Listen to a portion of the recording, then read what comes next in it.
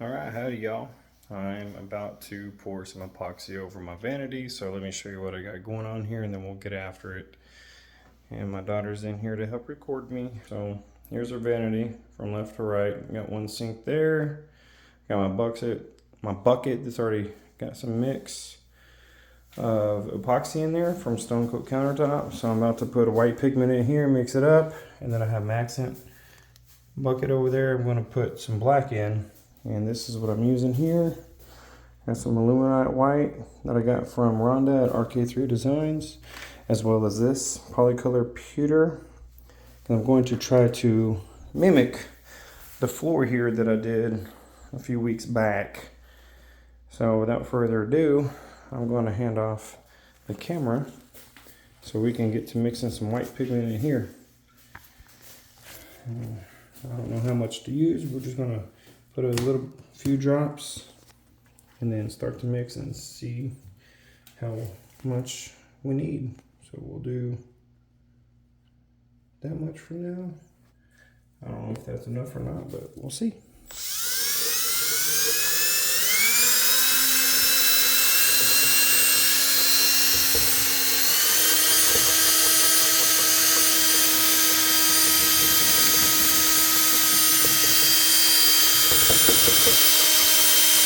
So I already did a lot of the prepping work by taping off everything. I sanded down the vanity. I primed it with a bonding primer from Stone Coat countertop. All that step is boring to watch, so basically I just saved y'all a bunch of time and fast forward everything. So let me get this mixed up real quick and then we'll see if it's good or not. And I'm doing a white marble, so that's why the priming on this old countertop is white, because underneath it was like a cultured marble, I think. I don't know, we didn't like it. Let me move this bucket over and you kind of can see what it was before.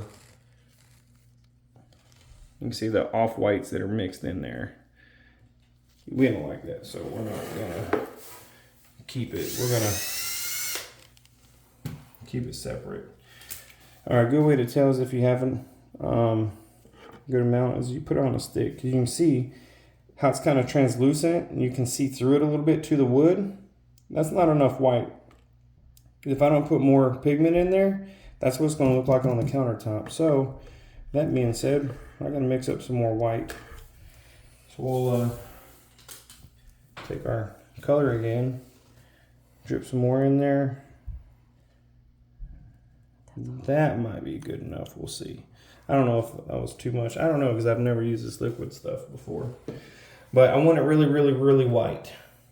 Yeah, it's cool if you just watch it's kind of expanding. You see it's just getting bigger and bigger and bigger. It's pretty cool. All right, let's mix.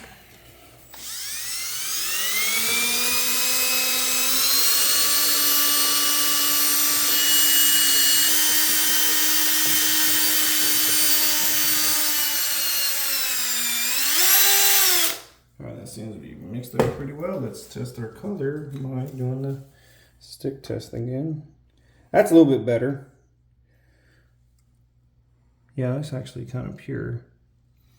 If you look at it, I can't really see through it, but if we drain it down, we'll see. It's a little translucent on the edges, but in the center part, I think I'm going to do just a hair more, and just to save the time, I will pause the video and mix up just a little bit more. All right, so I'm just going to use a paint stick and scrape the bottom of the pail to make sure I get any unmixed epoxy stuck to the bottom in here. I'm going to go crosshatch pattern here just to make sure I get any overlapping lines, and then I'm going to scrape the sides of the bucket here. Actually, I need to move this drill out of the way. It's going to drip on the counter, but it's about to get covered in anyway. So I'm using the edge to try to mix up any of this unmixed epoxy here. And then I can do the stick test again, and it should be plain white enough. Let me get all this mixed in real well. Now you can mix with a stick, but it drills so much faster. Now in smaller containers I'll mix with a stick, but bigger ones I'll mix with a drill just because it's faster. All right, so let's test. There we go, I'm liking that. That's pretty solid. It's barely translucent on the edges, so I'm happy with this. Now, what I gotta do next though is mix up my accent color while I have the time. So I'm going to take this pewter that I have and I'm gonna mix it into this little container. Put the drill back over that. And I'm just gonna use a stick for this one. Now, a little bit goes a long way, unless it's white. I think I'm gonna go right there. Well, that's a little gray. That's not as dark as I was expecting it to be. So let's darken it up some more by putting more in it. There we go, and that should be good enough.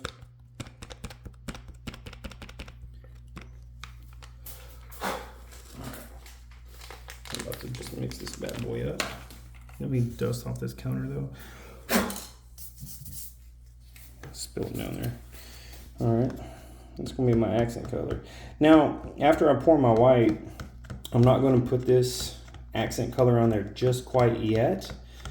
I saw another technique on a video that I was watching. I don't remember if it was Stone Coat Countertop or Ligari or Countertop Epoxy, but one of them I saw them spraying the isopropyl alcohol that had a pigmented color mixed into it. And if you look around my bathroom, you can see when I repainted the walls, I did the trim in a navy blue.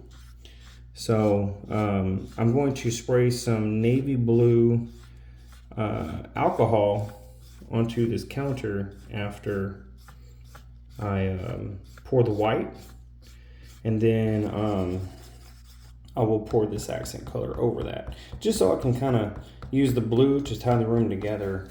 I just pan around and show them the trim and stuff. That's blue. So we're just going to use that to kind of, this is going to mimic the floor, but the little blue that's going to be in here is going to kind of tie into the trim work that I have in the bathroom here. And I got to really get this mixed in so all the powders can not be clumpy. It's kind of like mixing cake batter. You want it nice and smooth all around. You don't want any unmixed pigments in there, so you got to really break up those powders. If I had the dilution or diffusion liquid formula, it'd be a lot easier, but I didn't order that. Didn't think about it. I found that out later on watching other videos that really helps it out. But anyway, I'm almost, man, this is more of a silver. I thought it was gonna be like a black. You know, I'm gonna pause the video. I'm gonna get some black and add a little, just a tad bit of black to this just to darken it up some, and I'll finish mixing it and then we'll get into the pour. Okay, so someone in our neighborhood was giving out a bunch of pigments the other day, and my wife saw the post, so she went and picked them up. I got like 10 containers of these little 51 grammers, and they were all free. I don't know what brand this is because there's no sticker on it, but it's like a black. It looks like a little bit of metallic in there. So I'm thinking like a black onyx or metallic charcoal or something, but I'm just gonna put a dab of that in this pewter just to darken it up some. So we'll see right there how much this color changes as I mix this up. Because that's a little bit too light, because I know once I pour the white and I put that pewter on there, it's gonna lighten up even more. I don't want it too light. So I want to try to keep it dark. So as it disperses out left and right, thanks to the gravity and self-leveling, I'd like to keep it like a medium gray that matches my floor. I don't want it to be too light where you can barely see it. I gotta have a little bit of darkness in there. And when you first pour it, it's gonna look real dark, but then as it settles overnight, it widens out with self-leveling and it gets a little bit thinner, so therefore it dilutes a little bit and the color's not as bright, but still really looks really, really good. Now this is a little bit better. I'm liking this. It's not much, but it was simple. And I think I like this. Plus I gotta get these colors out of these containers here and start pouring them out so I'll get enough working time with them. So with that being said, let me set this to the side so I don't accidentally spill it anywhere. And then we'll get to pouring. Let me clean this off real quick.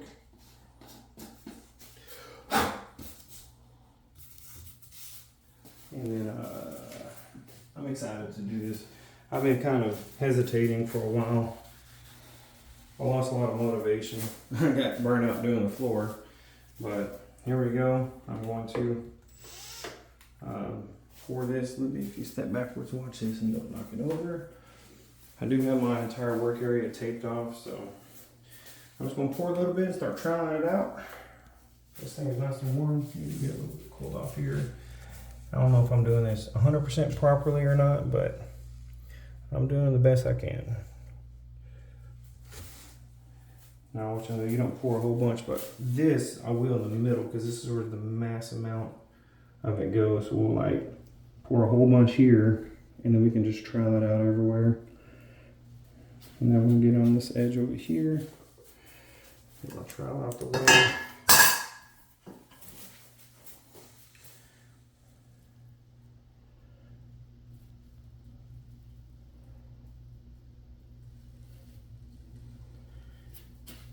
I'm just going to kind of pour some up here on the top and let it start to flow over a little bit. It's going to be the hardest part, getting the vertical, the backsplash. That's one thing I've learned after watching all these videos, because you're on a vertical surface and not a horizontal surface. It's harder to maintain the thickness on these backsplashes because it's vertical. So it's going to be quite a bit thinner than the horizontal surfaces. Uh-oh. Well, I didn't tape off the plastic on the mirror. I'll just clean it up if I make a mess real quick.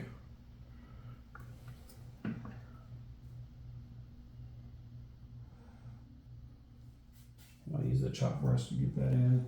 Got it out ready to go. All right. For now, there's only a little bit left in here. I'm just going to set it down. I might need it in a little bit, but I'm going to start troweling this out. I have a 1/8 inch notch trowel, and just use this to help spread it out evenly. That's kind of cool. I never worked with a trowel before. Cool lines it leaves. So you don't quite go to the edge yet. Make sure you got your entire surface. And then you can bring it over to the edge.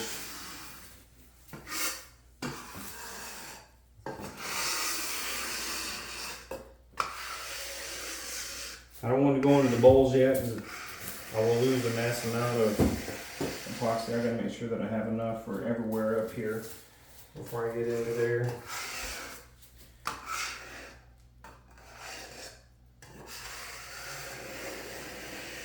And this kind of helps spread it out evenly so it's not too thick in one spot and not thick enough in another. And if you need a small area, you can go on the edge and use that.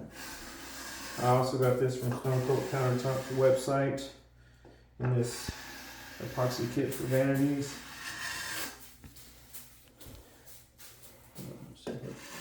Like I said, I don't really know what I'm doing. I'm just trying to spread the product out without losing too much of it. I sure hope that I poured enough of it, which I did. 3 inches per, or I'm sorry, 3 inches, 3 ounces per square inch.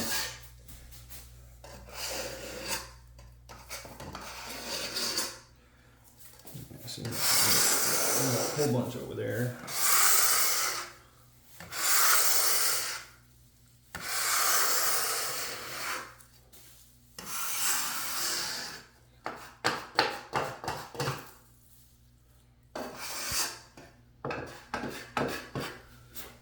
Kind of scared. I don't think I have enough. I feel like I don't have enough, but we'll see.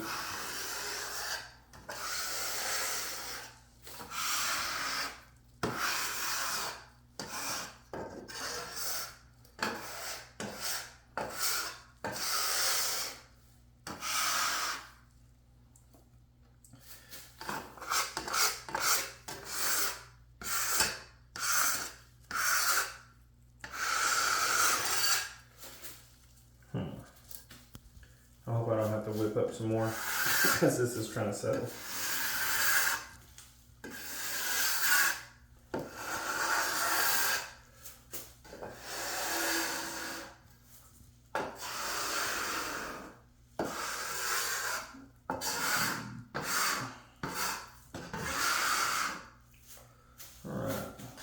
Push some around the back, get it wet, break the surface tension. This is a pretty long vanity. It's 88 inches long.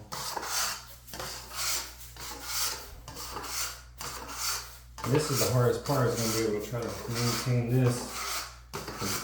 Again, vertical wall. Kind of hard to keep product on it.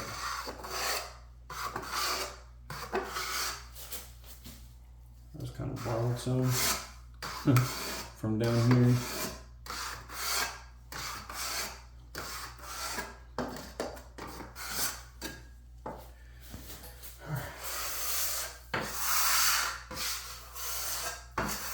Kind of get over into the bowls now a little bit. I'll bring it over the edge now. I feel like I got pretty good full coverage.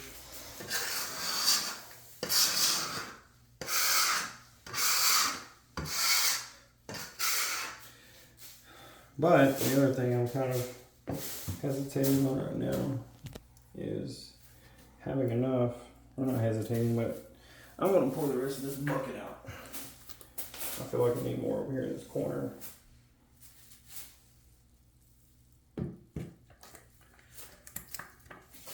That might have been too much right there, but I'm going to make sure I got this other end down here plenty.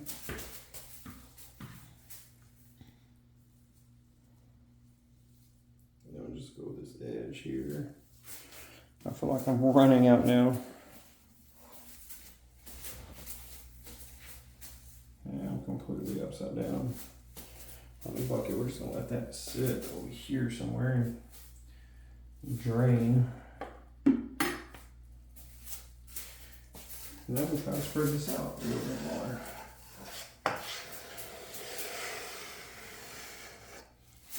There we go.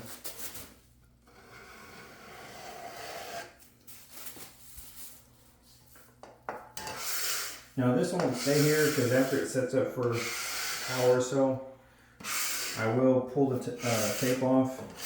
And actually here in a little bit, I'm going to run my fingers through there to grab some of this product, spread it around to other spots that I'm short at.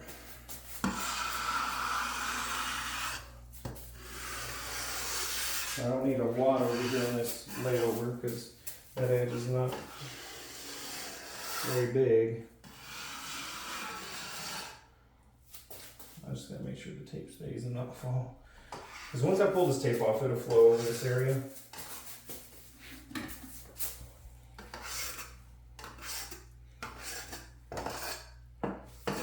And then whatever little leftovers I have, I could pour onto the backslashes and stuff.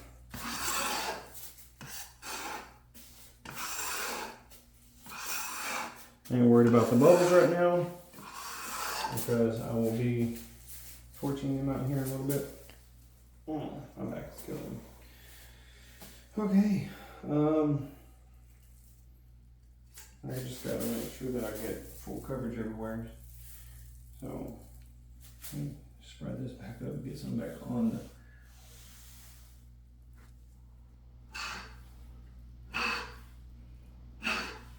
give me some of my product back that I felt like I lost a little bit of.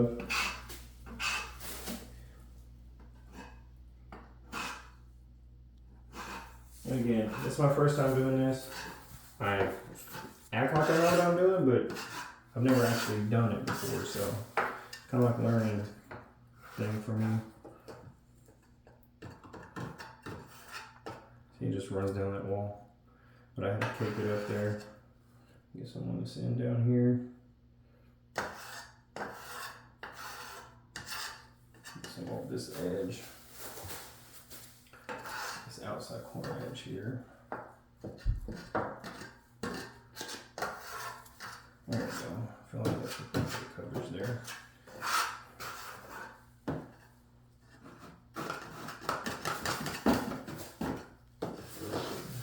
just make sure to break all the surface tension here. Get all this done.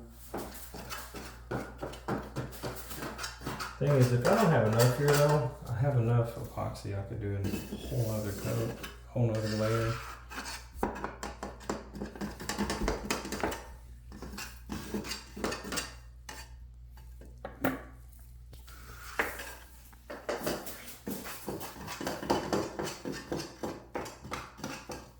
I'm no expert. I'm what the guys call a DIYer. There we go.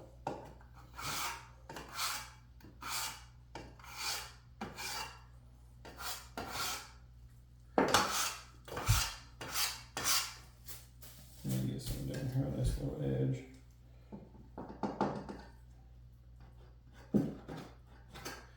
There's quite a bit of epoxy down here. I'm glad I put this plastic up because it's already pouring out down here a little bit. I gotta get some of these bowls though. I don't feel like I have enough in these bowls.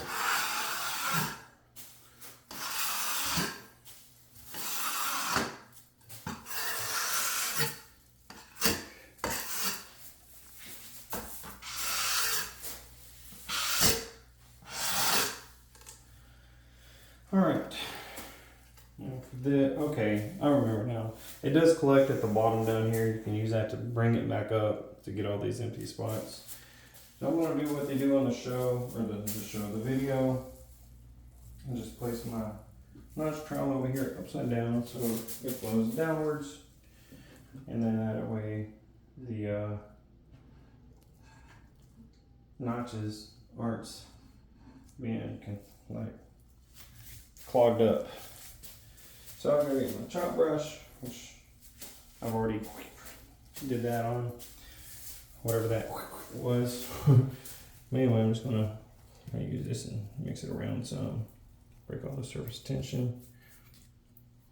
I do have the drain holes blocked off for now till I get everything done. I don't want to just be pouring epoxy down the holes because as you can see, I'm needing it right now.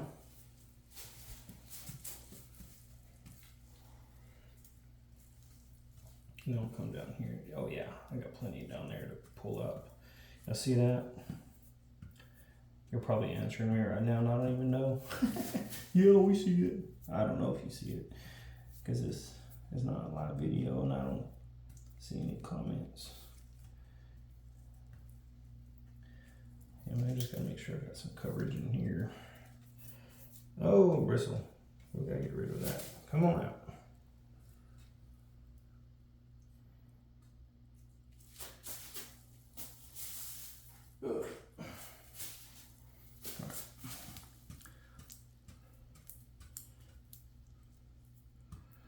I'm just basically painting with epoxy right now.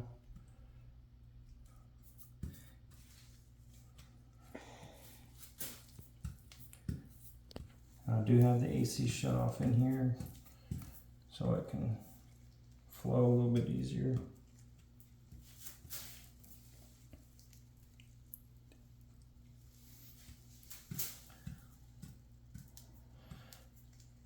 Just gotta break all the surface tension off all these surfaces. And I know kind of like these walls in this bowl here, it's gonna be like those backsplash. It's gonna be a little bit thinner because it just flows off.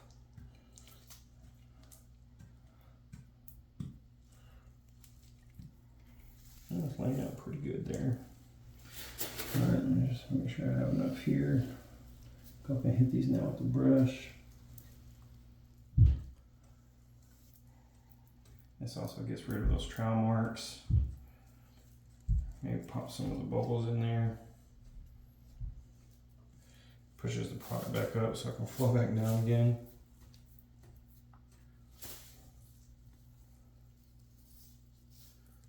Again, I'm just trying to break all the surface tension, get these lines out of there. You can chop it if you need to.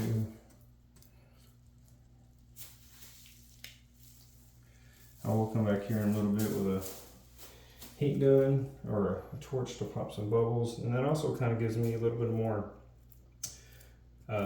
fluidity, so I can move some product around again if I need to. Oh, another bristle's trying to come out. Let me bring that trash can around to me. Anyway, let me just get rid of these trowel marks here.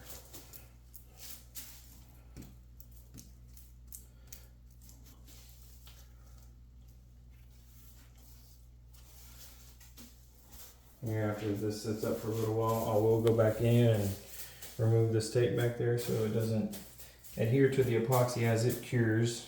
There's a fuzzy, I don't know where it went. There it is, get out of here. Where'd it go? I didn't see it.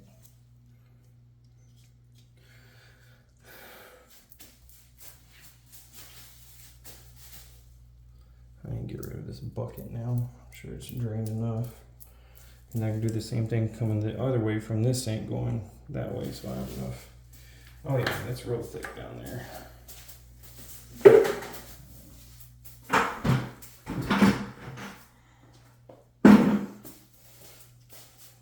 Oh yeah.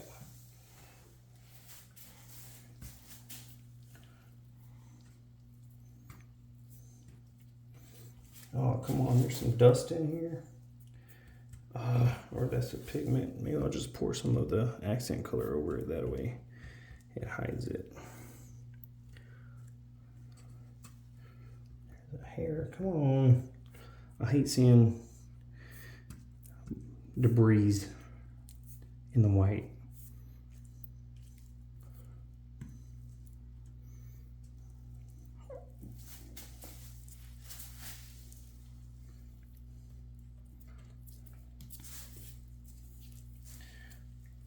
You can definitely tell the spots that didn't have any epoxy, the surface tension on was like real sticky because it doesn't want to glide smoothly through it.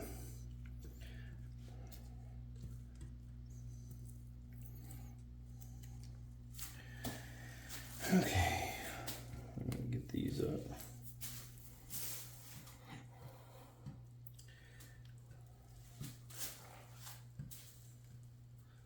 My back is hurting from bending over on this.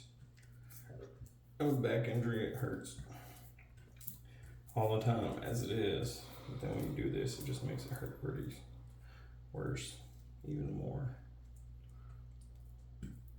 I'm glad I saw someone put this tape in there because all this epoxy would just be pouring out right now. And I do have a bucket under there with a sample board on top to catch it, but it's gonna be hard to pour it off that sample board back up here, and I don't have to recycle that. I'll just save it. Once I get everything done, then I'll remove these tapes and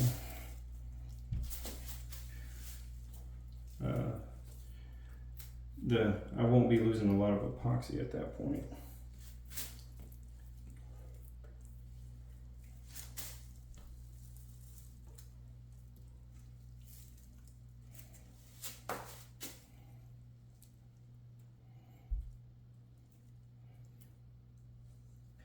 So they can call this an integrated sink because it's got a built-in sink and a built-in backslash, so it's integrated. It's integrated into it.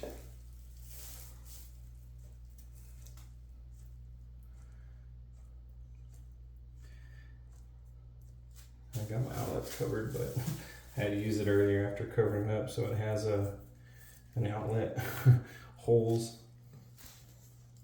It was hot in here, so I had a fan blowing in here earlier. I was sweating, prepping all this up. Oh yeah, there's some more surface tension we gotta get rid of. I mean, after popping these bubbles, you technically could just leave it like this and be done if you just wanted like plain white. But hey, one single color is kind of boring, right? So you gotta spice it up some and add some color to it. So we're gonna match the floor as best as possible by doing white marble.